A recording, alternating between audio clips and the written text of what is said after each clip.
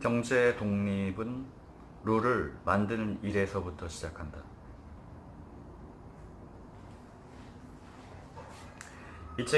이 책에서 말하고자 하는 주제는 자본가들이 어떻게 정치를 농락하고 있는가이다. 이에 대해서 알기 위해서는 우리가 소위 경제라고 부르는 것이 무엇인지, 또 어떤 경로를 거쳐 오늘에 이르기까지 발전되었는지 이해해야 한다.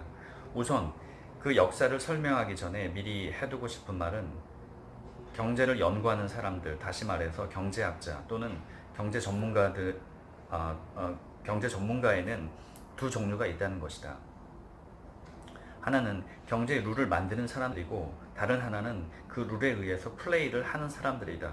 전자의 경우에는 극소수에 불과하고, 후자의 경우에는 나머지 대부분에 해당이 된다. 이에 따라 대학에서 경제학이나 경영학을 공부하는 사람들은 모두 이미 누군가 만들어 놓은 룰에 따라 어떻게 플레이를 하는가를 배우고 있다고 말할 수 있다. 이들은 대부분 어떤 룰이 어떻게 만들어졌는지 알고 싶어 하지도 않고 아무도 가르쳐 주지도 않는다. 관심 밖의 일일 뿐이다. 그 대신 대학에서 경제를 공부하려면 수학, 그 중에서도 특히 통계학에 능해야 한다. 수학을 모르면 경제 전문가가 될 수도 없다는 말이다. 왜 그런지 비유를 들어 설명해보자. 비가 올 때에는 경제 관련 지수가 얼마나 내려가고 올라가는지 통계를 내야 한다. 이를 더욱 자세히 분석하여 내리는 비의 종류나 인구의 연령층, 성별로도 나누어 통계를 내야 한다. 그래서 주식시장의 자료를 모두 통계투성이인 것이다. 그러나 이런 통계를 잘 파악하는 일과 그들이 앞으로의 상황을 점치는 일은 별개이다. 경제 전문가마다 각기 달리 이야기할 것이다. 어떤 경제 전문가의 예측이 유행이 몇 번 맞으면 그는 영웅이 되고 인기가 높아진다. 그러나 그의 예측이 과거에 맞았다고 해서 미래에도 맞으리라는 보장은 없다. 왜냐하면 경제 전문가들은 역시 룰을 만드는 이들의 심리가 어떻게 변하는지 알 수 없으므로 모두 유행을 바라며 예언하는 것이다. 그러니 룰을 만드는 사람은 마치 하느님이나 된 것처럼 나머지 사람들이 이리저리 몰려다니면서 온갖 예측을 일삼는 모습을 가소롭게 내려다보고 있을지도 모른다. 어떤 나라든 이러한 틈바구니에서 살아남으려면 자신의 룰을 만들어야 한다는 게 내 생각이다. 진정한 독립국으로 주권을 행사하고 대접받으려면 우선 경제적인 독립부터 이루어야 한다. 경제적으로 독립하지 못했다는 것은 재벌 정치 엘리트들의 노예가 되었다는 뜻이고 빚에 허덕인다는 의미이다. 경제권을 빼앗으려는 엘리트들은 빚의 경제 정책을 펼쳐 자신들이 정복하고자 하는 사회나 나라에 돈을 빌려주고 빚을 지게 만든다.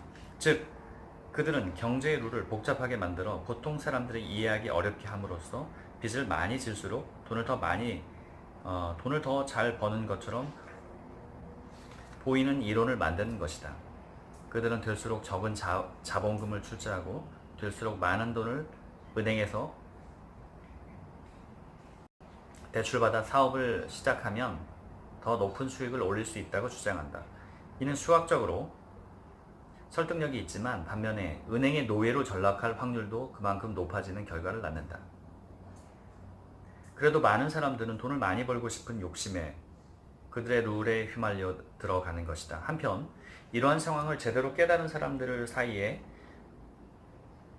경제를 독립시키려는 움직임이 일고 있다. 현재 북미 대륙 곳곳의 도시나 마을에서는 정치가들을 믿을 수 없으니 별도의 화폐를 만들어 자치경제를 이끌어 가자는 운동이 일어나고 있다. 또 유럽에서도 이와 비슷한 운동이 많이 전개되고 있으며 실제 프랑스 근처의 건지섬에서는 자체 화폐로 독립적인 경제체제를 확립해 안정된 생활을 누리고 있다. 그러나 동양은 어떠한가? 아직 그런 생각을 하는 사람은 극소수에 불과하다. 이 책을 계기로 한국에서도 많은 사람들이 그 사실에 대해 더 깊이 고찰하고 그러한 운동을 벌였으면 하고 소망한다. 앞으로 이 책에서 주로 다룰 내용은 환전꾼들이 어떻게 막대한 금권을 갖게 되었는지와 그들의 금권을 더욱더 절대적인 힘으로 신장시키기 위해 국가의 보루라고 할 수 있는 중앙은행을 어떻게 탈취했는지에 대한 역사이다. 18세기에서 9세기까지 영국의 세계 패권은 19세기에서 20세기에 들어오면서 점차 미국으로 이전되어 현대의 재벌 정치가 일루미나티 프리메이스의 한 지파로서 해탈한 사람들이라는 뜻이다. 와 함께 미국에서 확고한 기반을 잡게 되었다. 따라서 현재 우리가 당면하고 있는 세계의 경제 문제는 주로 미국에 초점을 맞추게 되는 것이다.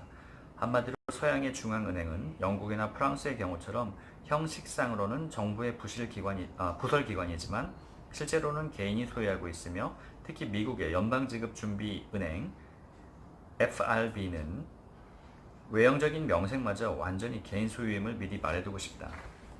반면 동양의 은행들, 특히 일본이나 한국의 경우는 완전히 중앙정부에서 조정하는 국가의 은행으로 알려져 있다. 그러나 세계의 기본 통용화폐로 미국의 FRB, 연방지급준비은행 제도 또는 연준은환을 사용하고 있는 한 한국의 은행권이나 일본 은행권 따위는 그들의 종속물에 지나지 않는 일종의 지방화폐에 불과하다.